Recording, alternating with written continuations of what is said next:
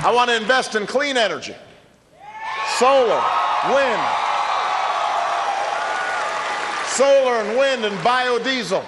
That sounds smart and fairer than giving our money to those big oil companies. They pollute after all, and yet they got subsidies for years. So to level the playing field and create a pollution-free world, it's just intuitive that solar and wind and biodiesel should get subsidies now. It's only fair. But it's not fair. It's stupid, says the spokeswoman for one of those big bad companies that makes money from the oil business. She's Nancy Pfotenhauer. She works for Koch Industries, owned by those billionaire Koch brothers. You know them, the liberals' current boogeymen. So why is it good to make it fair, give subsidies to all this clean energy? Well, I happen to believe, and we happen to believe, that the government providing subsidies to anybody is a big mistake. They're lousy at it. It's inserting the government into the market where they're choosing winners and losers. So you're saying this even though your company benefits from some of these subsidies? And our company would support eliminating all subsidies and lowering the corporate tax rate, for example, accordingly. All right, but the oil industry has received subsidies for now.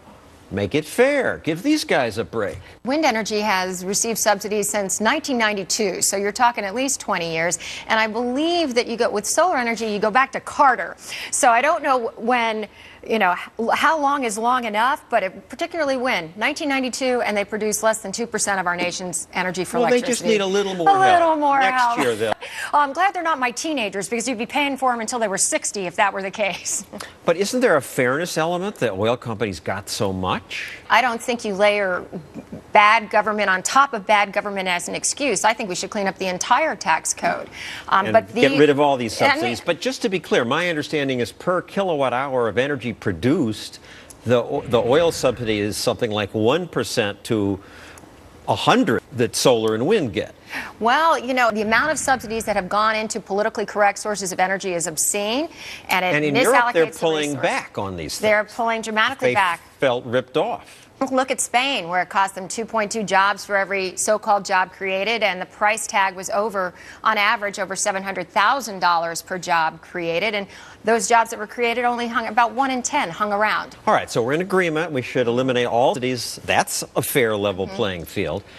But then the politicians wouldn't have people to do favors for to get contributions. And that reminds me of a little company I covered. It's called Serious Materials. It makes windows, and it got unusual attention from some important people. These workers will now have a new mission, producing some of the most energy-efficient windows in the world. You're not just churning out windows. You're making some of the most energy-efficient windows in the world. How many little companies get attention from not just the president and the vice president going to the plant? Their windows were no more energy efficient than other people's windows. Oops, it turned out that one of their executives was married to a high official of the Energy Department who was giving out billions of dollars in subsidies. That's not capitalism, that's crapitalism, crony-capitalism. And I couldn't agree with you more. And frankly, at this point, I think it's the kiss of death if the president or the vice president comes and visits your company, so I'm not sure I'd put them there. But it is true that it's not just Solandra. No, there's many other ones. And if you look at places like Beacon Energy, Enter1, other places where they've received a significant amount of taxpayer largesse and had ties to the Obama administration and have given big bonus to executives right before they've gone bankrupt, it's really a pretty scary storyline because it's so much rewarding your friends and punishing your enemies. And what's fair about that? But let me ask you, speaking of fairness, your bosses are being viciously attacked by the president himself in some cases, and I'm told they're secretly funding climate denial machine. And people resent them. They're really rich, number 12 on the Forbes richest list. So they must be bad guys. That's really remarkable to me. I've had the honor of working with them and for them for more than 20 years. And these are Charles and David Koch, and they have, it's an American success story. They've built a phenomenal business that employ about 50,000 people, 46 states. They're manufacturers. They're out building stuff that people need and have a very strong commitment to value creation. And they just have the temerity to disagree with the president. And so that means that they're under attack. Another of these boondoggles is the subsidy for the electric vehicle. Oh, my, and, yes. You know, the Chevy Volt, we know they've gotten 190 million in subsidies. The numbers I've seen on electric vehicles are nothing short of amazing. You're talking about, if it worked out on average, about $250,000 per car.